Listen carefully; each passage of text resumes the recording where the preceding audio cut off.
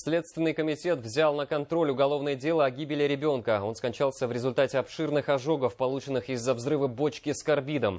Инцидент произошел в Хайбулинском районе неделю назад. Бочка с веществом лежала на улице после тушения пожара в гаражном боксе. В какой-то момент емкость сдетонировала. Двое играющих рядом детей получили сильные ожоги. Один из них накануне умер в больнице. За жизнь второго мальчика сейчас борются медики. Кто виноват в случившемся, попытался выяснить Радмир Азнабаев. От одежды у них ничего не осталось. Оно прям живем, как говорится, горело на них. У Зульфиры Нигматуллиной отнимаются ноги. Сегодня она похоронила младшего сына, даже толком не попрощавшись. 6-летнего Айнура привезли в закрытом гробу. Его тело обгорело на 90% в результате взрыва баллона с карбидом. На этих кадрах с камеры видеонаблюдения Айнур и его 7-летний друг Байрас беззаботно идут в сторону гаражного кооператива. Там они обычно ухаживали за щенятами. Здесь ребята наткнулись на баллон с карбидом. Он был накрыт картоном. По версии следователей, мальчики начали его поджигать, в результате чего баллон и взорвался. Но местные уверяют, что Айнур и Байрас просто проходили мимо уже горящей бочки, когда произошел хлопок. Баллон горел. И тут ребятишки шли. И вот взрыв я слышала, выбегаю. И тут взорвался уже мальчишка. Он вообще весь уже обгорелый был. Он бежал в ту сторону. Я за ним побежала. Сначала детей госпитализировали в местную больницу, а после на вертолете транспортировали в Уфимский ожоговый центр. В первые часы после взрыва мальчики пребывали в шоковом состоянии и даже могли бегать, рассказывает мама погибшего Айнура. Но они, конечно, были, наверное, в шоковом состоянии, потому что говорят, что они сами забежали на 3-й этаж, на 3-м этаже носились. Бегали, говорят, кричали друг другу. Говорят, мы, выздоровеем, мы, будем лучшими друзьями. Даже ножки, вот следочки от ножек босиком, бегали, потому что шлепки все воспламенились, сгорели. Байрас получил ожоги 1-й, 2-й и 3-й степени тяжести. Его тело обгорело на 40%. Сегодня он пришел в сознание, но все так же находится в крайне тяжелом состоянии. Мальчик еще не осознает, что произошло. Самое главное, что его лучшего друга уже нет в живых. Состояние нашего сына, крайне тяжелое. То есть... врачи, естественно, делают все, что могут.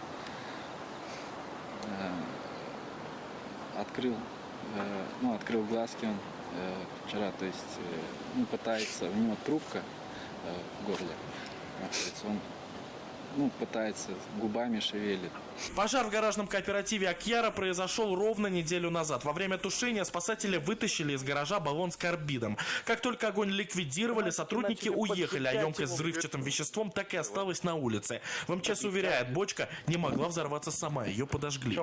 Стоит отметить, что для того, чтобы произошло воспламенение любой газовоздушной смеси, необходим источник зажигания. С момента полной ликвидации горения до повторного возникновения прошло около 3 часов.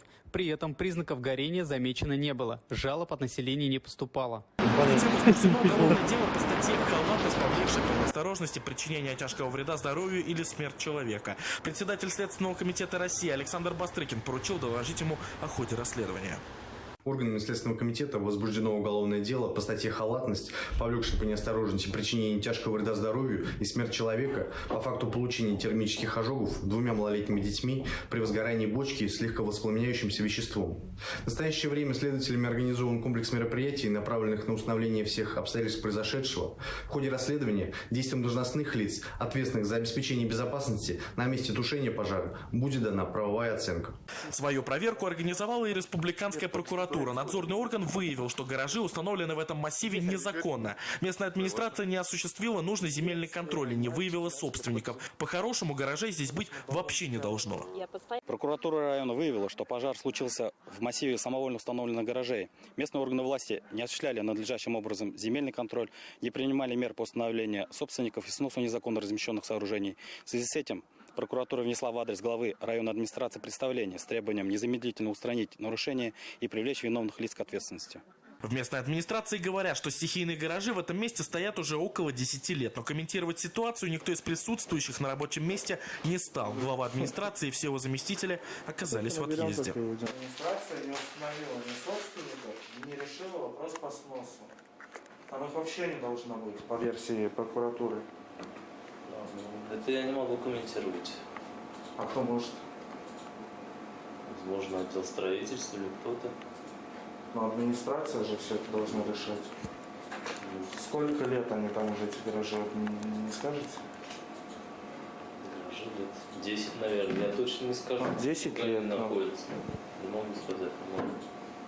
Погибший Айнур был 4-м сыном в семье, самым младшим. Похоронили его в родной деревне Байгускарово, недалеко от Акьяра. Что касается 7-летнего Байраса, врачи не дают никаких прогнозов. Что произошло в тот злополучный день среди гаражей, предстоит выяснить правоохранительным органам.